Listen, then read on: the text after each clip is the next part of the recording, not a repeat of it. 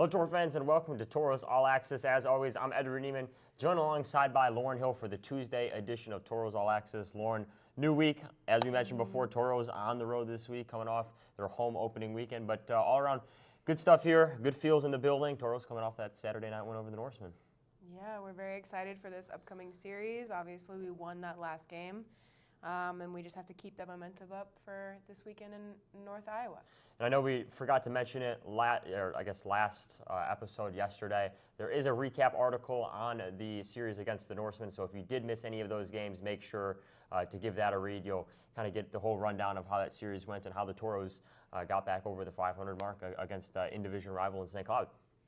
Yeah, actually getting into our Liberty Tax 3 stars of the game for this, our 3 stars of the weekend for this past weekend. We have our third star is Lucas Fedin with 47 saves. Our second star is Adam Mahler with 1 goal and 1 assist, and our first star is John Small with 1 goal and 1 assist as well. Yeah, and looking at those 3 guys, all returners for the Toros, and we knew that that was going to be a big thing entering this week, and especially with some of the newer guys getting adjusted to that hostile environment, all the fans inside Mesa Arena. We knew that the returners were going to be important, and they proved to be so. So, yeah, Liberty Tax 3 stars of the week, kind of fitting, and just looking, at a big picture look here again for your point leaders as we enter a new week. Jack O'Hannison and Jesse Uhala both lead the team with 9 points apiece. Adam Mahler, who we just mentioned as one of our Liberty Tax stars of the week, is with 7 total points this season, 2 goals and 5 assists. John Small, another one of those Liberty Tax stars of the week, 5 goals and 2 assists with 7 points as well. So all around, Toros doing a nice job getting started early this season, and really balanced attack so far from both new guys and returners. So with that, speaking of returners, we did an interview last week with returning Toros defenseman Jordan Gibbs, just about both the past weekend that he had, which was last weekend, and also just his outlook on the rest of this upcoming season. So give that a watch. All right, Toro fans, I'm here with Toros returning defenseman Jordan Gibbs. Jordan, thank you so much for joining us. Just talk about the start of the season. You guys have 2 weekends now under your belt for the regular season. Some returners, also some new guys out there. How are things going? It's been going well. This last weekend was huge for us to be able to sweep going into their building. They're undefeated, so that's a big couple wins. Now, you were part of that Central Cup winning team, and then also the year prior to that, also part of a team that had a deep playoff run. How has that been now? You stacked 2 years back-to-back, making deep playoff runs. How has that affected your prep for this season, as long as the mindset coming into a year where you guys are trying to get back down to the lane? Yeah, I think you kind of know what it takes, and every day you strive to be able to accomplish those things again, and you kind of know what the little details and everything matters. And how has that been? Like, obviously, you guys want to build on last year's chemistry and whatnot, but also forge a new identity with the new guys.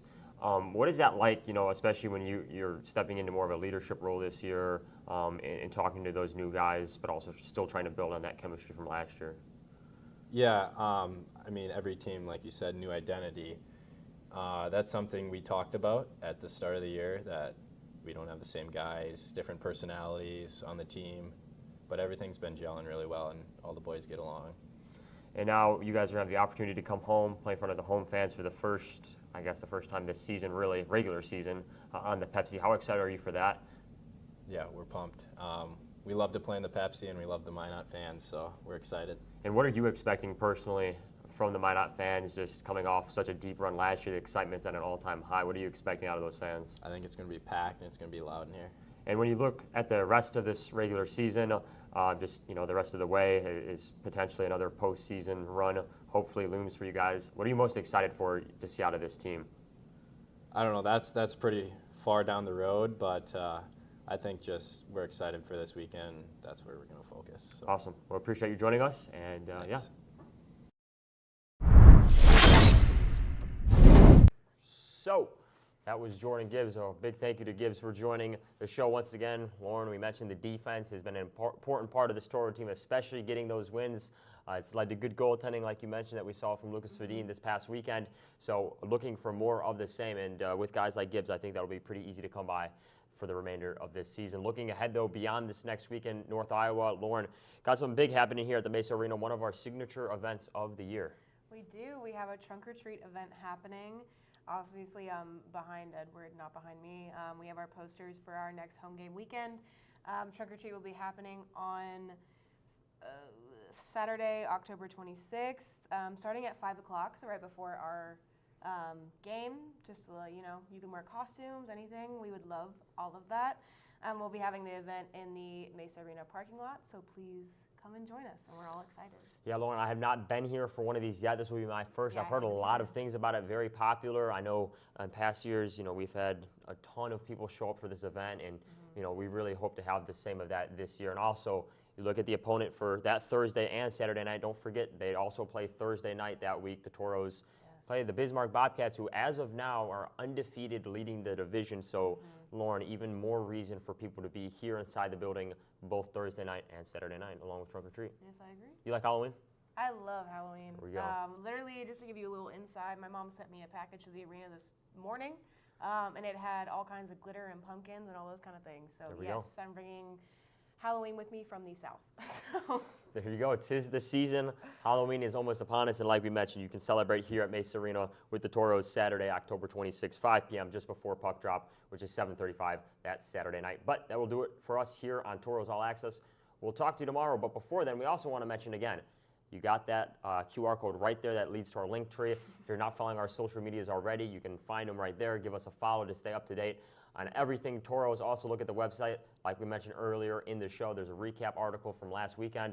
Also have a preview article for the North Iowa series coming up here, posted shortly later this week. So with that, we'll see you tomorrow right here on Facebook and YouTube Live, 3 p.m. for Tauros All Access. See you guys then.